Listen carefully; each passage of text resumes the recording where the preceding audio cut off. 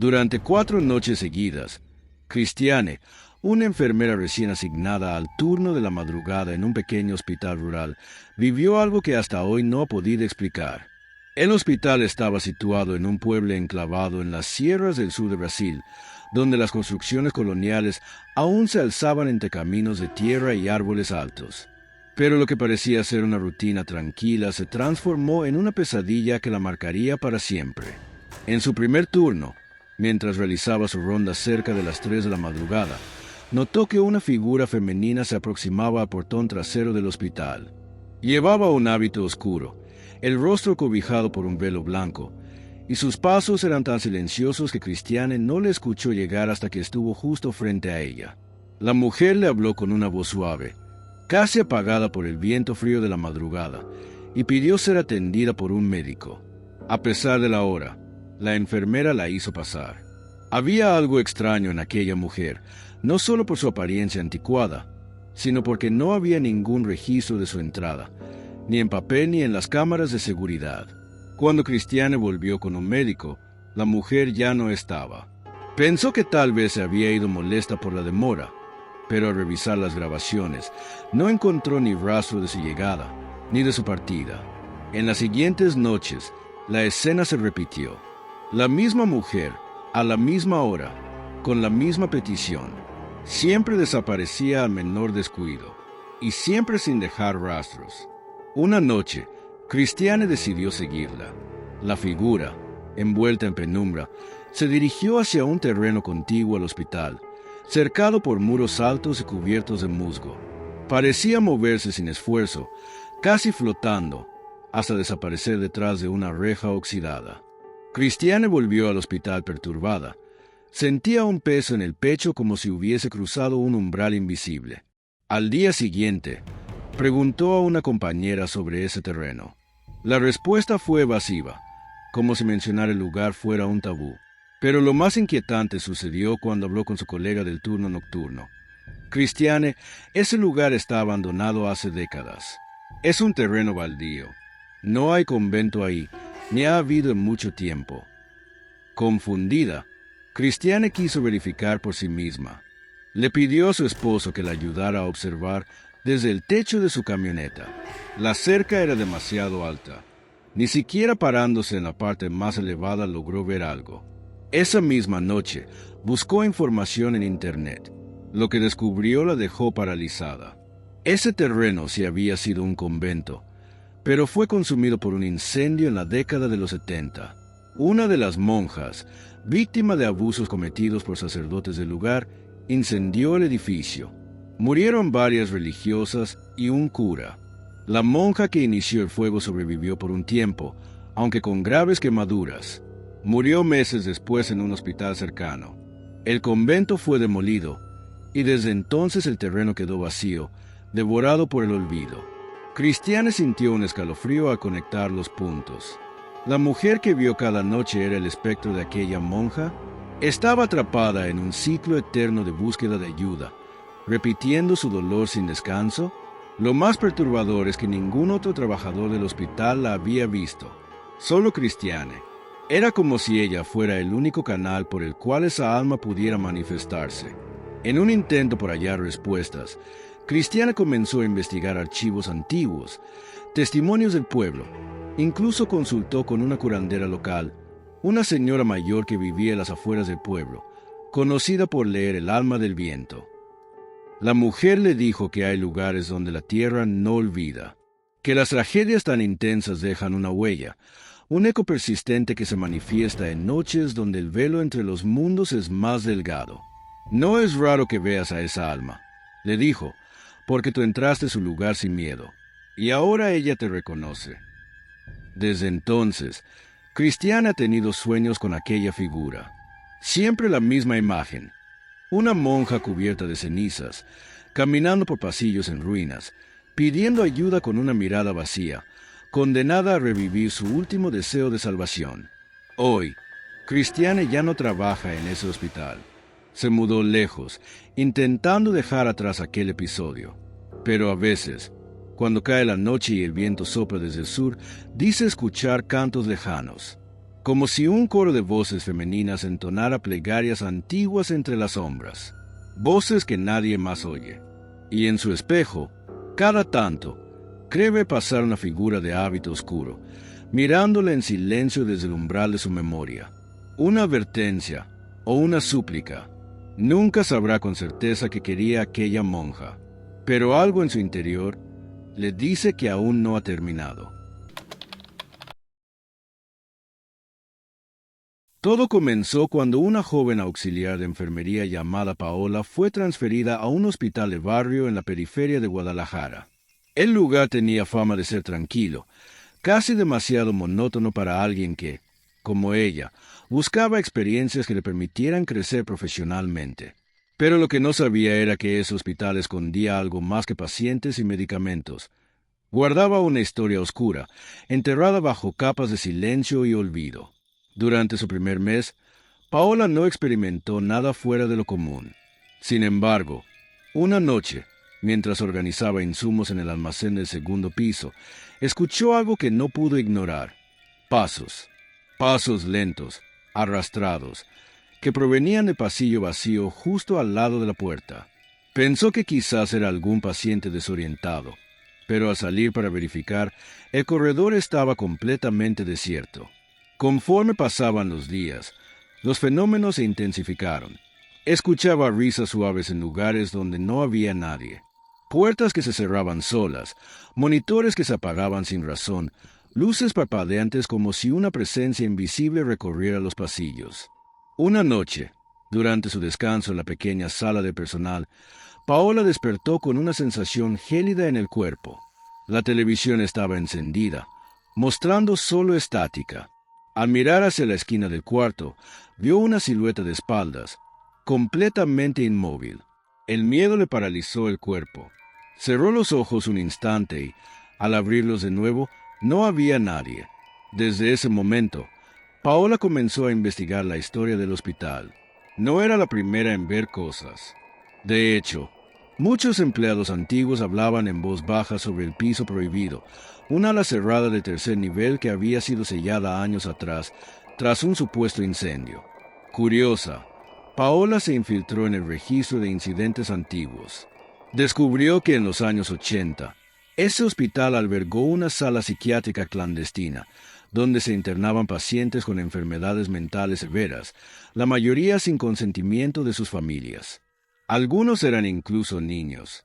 La corrupción y el abandono eran tales que muchos murieron en condiciones deplorables. El incendio, al parecer, no fue accidental. Según el informe policial que logró recuperar en archivos viejos, uno de los internos provocó el fuego durante una crisis, causando la muerte de más de una decena de personas. Aquella ala fue cerrada de inmediato y nunca volvió a usarse. Desde entonces, los pocos que trabajaron allí después del accidente aseguraban escuchar gritos, cadenas arrastrándose y risas infantiles durante la madrugada. Movida por un impulso irracional, o quizás por una fuerza que no comprendía, Paola decidió subir una noche al tercer piso. La puerta estaba sellada con una cadena oxidada, pero rota en uno de los eslabones, como si alguien ya hubiese entrado antes. Dentro, el aire era denso, como si se respirara el polvo de la muerte misma. Las paredes estaban cubiertas de hollín, camillas volcadas, juguetes derretidos por el fuego aún esparcidos por el suelo. En el fondo del pasillo, una luz débil parpadeaba. Avanzó lentamente y, al asomarse a una de las habitaciones, vio una escena que le heló la sangre. Una mujer de bata blanca, con la piel carbonizada, sostenía entre sus brazos un muñeco chamuscado, acunándolo como si fuese un bebé.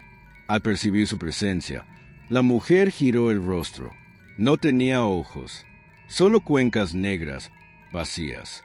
La criatura abrió la boca, y lo que salió de ella no fue un grito, sino una canción de cuna, distorsionada, rota por el sufrimiento. Paola corrió. Bajó las escaleras como si su vida dependiera de ello, y quizás si dependía. Desde aquella noche, fue incapaz de volver a dormir con tranquilidad. Renunció días después, sin dar explicaciones. Pero lo peor vino después. En su casa, comenzó a escuchar ruidos en la madrugada. Golpes en la pared, puertas que se abrían solas. Una noche, mientras preparaba café en la cocina, la tetera cayó al suelo sin que nadie la tocara. En la superficie del vidrio empañado de la ventana se dibujaron lentamente 5 palabras. «Aún hay niños aquí dentro». Paola entró en pánico. Consultó con un sacerdote, luego con un chamán wixárika que vivía en las montañas. Ambos le dijeron lo mismo. Había abierto una puerta que no debía abrir. Algo la había seguido, algo que no quería ser olvidado. La historia de Paola se convirtió en una advertencia para el personal nuevo. Nadie hablaba del tercer piso, pero todos sabían que aún había algo allá arriba, algo que no descansa. Algunos dicen que los gritos de los niños todavía se oyen si pones atención durante la madrugada. Otros aseguran haber visto una figura encorvada mirando desde las ventanas del ala clausurada. Pero todos coinciden en lo mismo.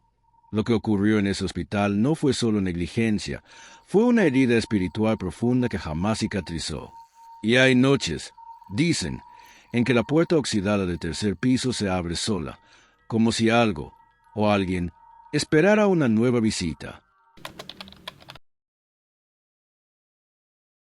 Era una madrugada lluviosa en Oaxaca cuando Rodrigo, un joven estudiante de arquitectura, decidió hacer lo que muchos consideraban una locura: pasar la noche en una casa abandonada que, según las leyendas locales, estaba maldita.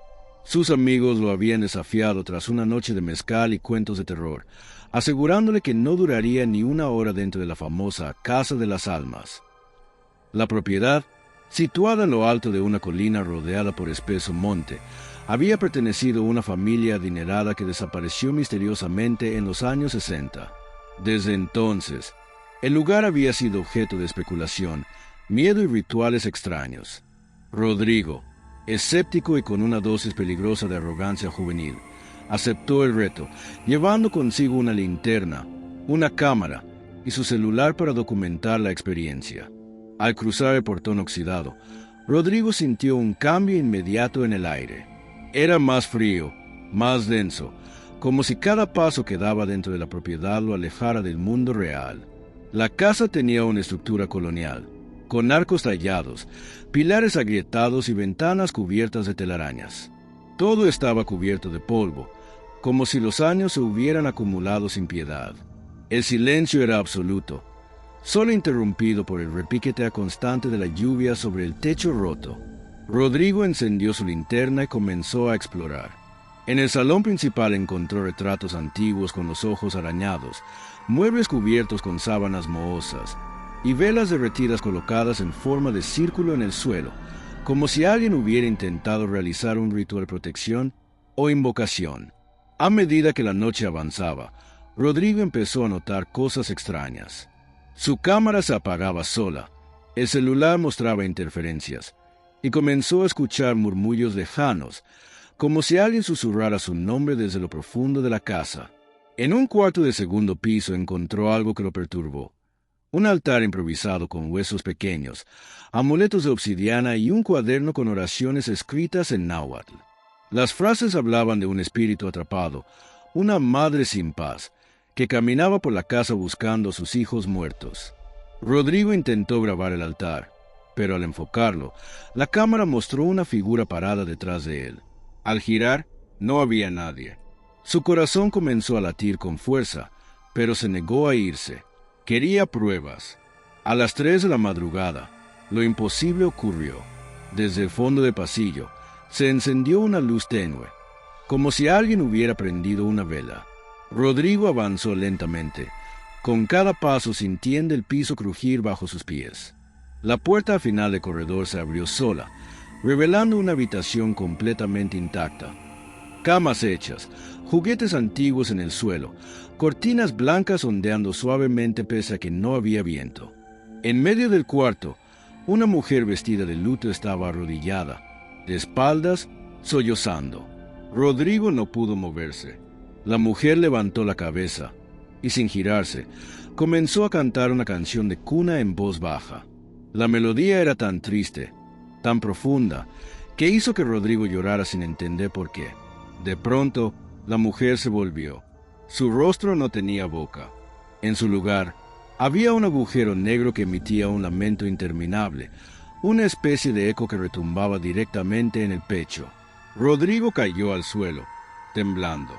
Corrió sin mirar atrás, bajó las escaleras a tientas y salió de la casa bajo la lluvia. Pero la pesadilla no terminó allí. En los días siguientes, comenzó a sufrir pesadillas repetitivas en las que la mujer del lamento lo observaba desde la esquina de su cuarto. En una ocasión, despertó con marcas en los brazos, como si alguien lo hubiese sujetado con fuerza mientras dormía. Intentó hablar con un curandero de la región, quien, al escuchar su relato, palideció. Le dijo que había despertado a la Madre Vacía, un espíritu ancestral que se alimenta del miedo y del dolor de quienes profanan su hogar. Le advirtió que si no hacía una ofrenda y pedía perdón en náhuatl en el mismo altar donde encontró los huesos, la mujer lo seguiría por el resto de su vida. Rodrigo regresó días después, con velas, copal y la ayuda del curandero. Repitieron las oraciones, dejaron flores de cempasúchil y pidieron permiso a los espíritus del lugar. En un momento del ritual, el fuego de copal se apagó solo y una voz femenina dijo en susurros: «No es suficiente». El curandero, sudando, le dijo que tendría que vivir con esa sombra, que ella ya lo había marcado. Rodrigo abandonó la ciudad poco tiempo después. Aún hoy, dice que a veces, en la madrugada, escucha esa misma canción de cuna en lugares donde no debería haber nadie. Algunos amigos aseguran que ya no es el mismo, que su mirada está vacía, como si una parte de él se hubiera quedado atrapada para siempre en la casa de las almas. Y tal vez así fue. En los cerros brumosos de Chiapas, donde los caminos se retuercen como serpientes dormidas y el cielo parece más cercano, existe una comunidad que prefiere no ser mencionada en los mapas. Sus habitantes viven alejados del bullicio moderno, resguardando secretos antiguos con un celo que raya en lo sobrenatural. Allí llegó Clara, una joven antropóloga de la UNAM, decidida a documentar tradiciones indígenas poco conocidas. Su objetivo era noble: registrar la cultura oral de los ancianos tzotziles antes de que se perdiera para siempre.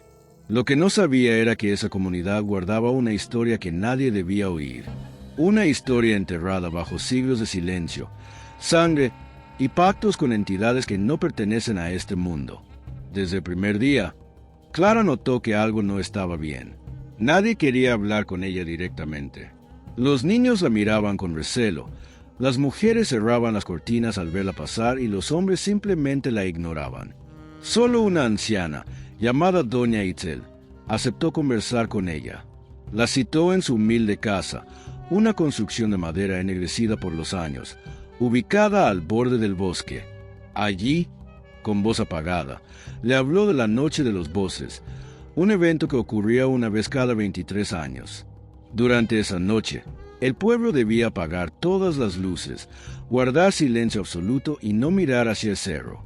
«Porque si los ves, te llaman por tu nombre», murmuró Itzel, con los ojos fijos en la llama temblorosa de una vela. Intrigada por la advertencia, Clara intentó averiguar más, pero nadie más quiso hablar. Incluso los registros históricos del lugar parecían haber sido borrados o modificados. La fecha del próximo ritual coincidía con su estadía. Contra todas las advertencias, decidió quedarse. Quería ver qué pasaba. El día llegó y el pueblo entero se sumió en un silencio absoluto al caer la tarde. Las casas fueron cerradas con clavos, las velas apagadas, y ni un alma se atrevió a salir. Pero Clara, escondida entre los matorrales del cerro, con su grabador y su cámara, esperaba ver algo extraordinario. Lo que capturó esa noche no era humano. No del todo. A la medianoche exacta, una niebla espesa descendió desde la cima del cerro. Voces comenzaron a escucharse, como un cántico gutural que venía desde dentro de la tierra. Clara, paralizada, observó cómo figuras altas, delgadas, de piel grisácea y ojos negros como obsidiana comenzaron a caminar lentamente por el pueblo. No tocaban el suelo, se deslizaban. Algunos entraban en las casas, otros simplemente se quedaban frente a las puertas, murmurando nombres que no deberían ser pronunciados. Clara sintió que una de esas entidades se giró directamente hacia ella. Sin mover la boca, le susurró en la mente, «Clara». Y en ese momento, su cuerpo dejó de responder. Despertó horas después, con la grabadora hecha pedazos y la cámara fundida como si hubiese sido expuesta a una temperatura imposible. Regresó al pueblo tambaleándose, pero encontró las calles vacías, las puertas abiertas, y silencio, solo silencio. No había rastro de nadie, ni un solo alma, como si todo el pueblo hubiese sido arrancado del plano terrenal. Lo único que encontró fue un cuaderno con páginas escritas en tzotzil y una oración escrita en sangre. El que ve, pertenece. Días después, autoridades estatales fueron al lugar tras una denuncia anónima. No encontraron nada. El pueblo estaba vacío, sin señales de violencia, sin cuerpos, sin vida. Clara fue internada en un hospital psiquiátrico de San Cristóbal. No hablaba, no comía, no dormía. Solo repetía en bucle, me llamaron por mi nombre. El caso fue archivado como una alucinación provocada por aislamiento extremo y estrés. Pero años más tarde, otro grupo de antropólogos revisando el archivo digital de Clara descubrió algo que los dejó helados. Un audio recuperado de la nube, grabado minutos antes del incidente, donde se escucha una voz masculina, profunda, ajena, que pronuncia claramente, «Clara, ya es hora». Nadie sabe cómo ese audio llegó a la nube, ni quién o qué lo grabó. Y desde entonces, en los cerros de Chiapas, hay quienes aseguran haber visto una figura solitaria, vestida de blanco, caminando entre la neblina. Algunos dicen que es Clara, otros que ya no es ella, porque cuando los voces te llaman, no regresa siendo el mismo.